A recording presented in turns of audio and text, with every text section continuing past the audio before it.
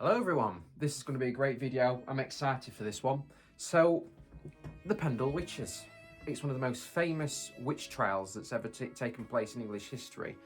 It's been a personal interest of mine. I've always liked witchcraft and, the history of witches and all this sort of thing. 2 years ago on this day, the 27th of May, we actually visited Pendle for the very first time. If I can get some footage of that, I'll put it on now. It was an incredible day. We were there all day. We went really early in the morning. It was an absolute amazing place to be. We visited New Church, which I'll get into. Then obviously we visited Pendle itself, and we did some investigating there. You can't get a lot of signal up there, so we had to pre-record everything. And the good news is, finally, after 2 years, we're going back again tomorrow on the 28th of May, and I absolutely cannot wait. Now, a lot of pagans, witches, all these sort of people, paranormal, that are all into this sort of thing, witchcraft, will more than likely know of the Pendle Witches, but there's also a good portion of people that don't. So maybe you're one of these people that don't know what the Pendle Witches are. You've never heard of them, you haven't got a clue what I'm on about, but I prepared some history here, and it's quite brief and to the point. But there's plenty of sources and videos and things you can look at online on YouTube and all this sort of things. Plenty of books to read if you like reading books.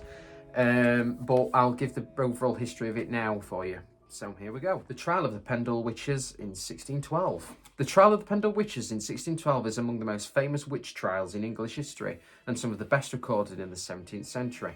The 12 accused lived in the area surrounding Pendle in Lancashire and were charged with the murders of 10 people using witchcraft. It's important to understand the background to the events of these trials. 6 of the 11 witches came from 2 rival families.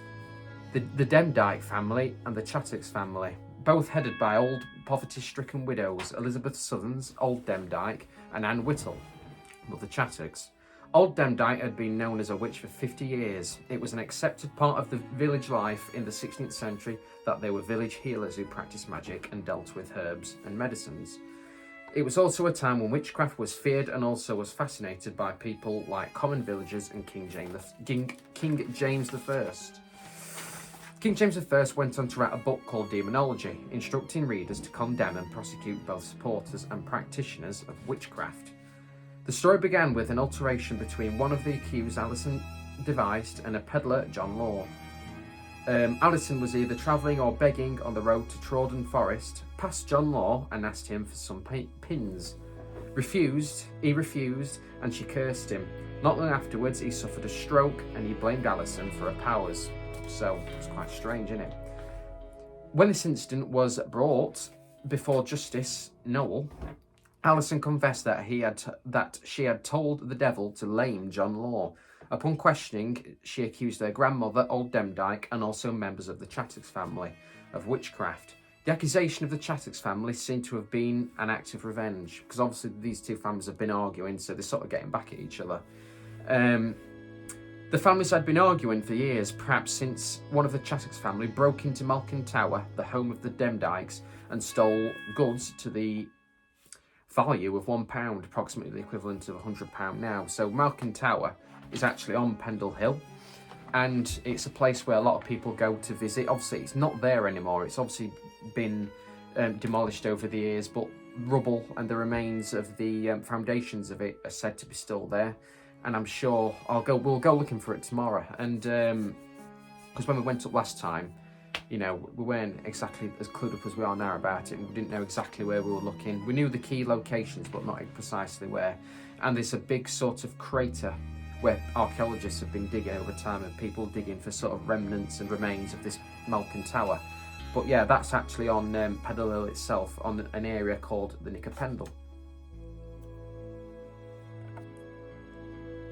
John Device, the father of Alison, blamed the illness that led to his death on Old Chattox, who threatened to arm his family if they did not pay annually for their protection.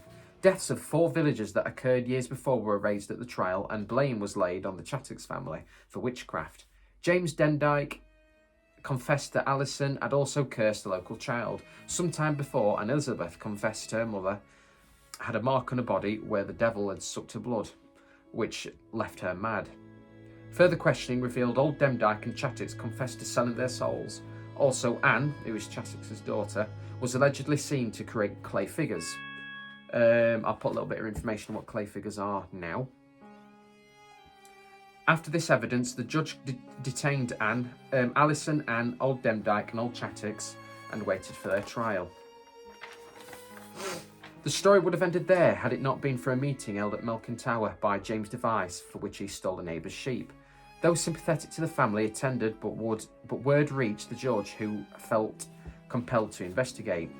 As a result, a further 8 people were summoned for questioning and then trial. The trials were held at Lancaster between the 17th and 19th of August 1612.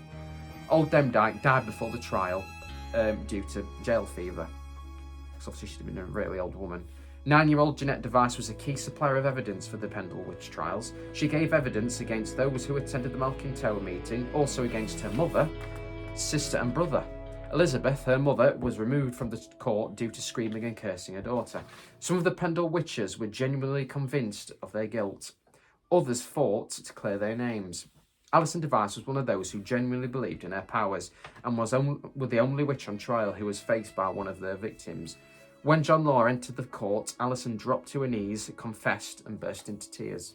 And it's actually Alison Device's statue. I believe it's her statue, which is at a place in Pendle. I can't remember the name of it. I'll put it in now. And a photo of it, of course. And there's a statue there of her, which is depicted of the day of the trial. As you can see, she doesn't look very happy. Looks a bit miserable. I mean, she's just been, blamed for, witchcraft, and she's obviously guilty of it. Some people say that there's a lot of people that don't believe she was guilty of witchcraft, but obviously there's also some which, do believe. And there's been a lot of investigations with people, mediums going up there and sensing the witches. Some of the mediums have sensed the witches and they've heard laughing, and they've been told that some of the accused witches weren't guilty, but a lot of them were guilty. They were sort of, guilty, laughing about it, so they were caught. So it's an interesting, it's a very interesting trial, and obviously that statue she's facing with her back against Lancaster, the court, wherever she had it done. So people reckon that that's a way of sort of saying that maybe she was innocent, but obviously they blamed her anyway. But obviously a lot of people do also think she was genuinely guilty of it. So yeah, and in the new churchyard, there's a grave there which is dedicated to the Device family, and a lot of people believe that's Alison's grave, but it isn't. I'm not too sure about it, but I know it isn't where she's buried. It's members of her family that weren't accused, so obviously they were from that area. So that's interesting. We'll get some footage from that tomorrow. I'll add a picture of it in now, but obviously we'll get some more video of it tomorrow when we pre-record it. But yeah, that's a very brief history of the Pendle witches. It's a very interesting one. If you want to read a bit more about it or hear more about it, just look online, get some books, look on YouTube. There's a lot of information about it. It goes in a lot deeper than what I've told you. But to keep it a nice and short and sweet video, because obviously we're getting ready, we're preparing for tomorrow, we're getting things ready, and make sure everything's charged, make sure we've got everything that we need. It's also a nice day, so I've been out walking, as you do. But yeah, that's a Pendle witch trial for you from 1612. So I hope you enjoyed watching. Please subscribe, we do appreciate it. Once again, if you need more information or want to know more information about the Pendle witches, just look online, read some books, look on YouTube. There's plenty of sources, there's plenty of videos. So yeah, I hope you've enjoyed it. We'll keep you up to date with what happens tomorrow. A lot of videos we'll be putting on YouTube anyway, so there'll be little short videos. There'll be a good full-length one as well, which I'll be editing together after this one tomorrow sometime. So yeah, we'll see you very soon. Bye-bye.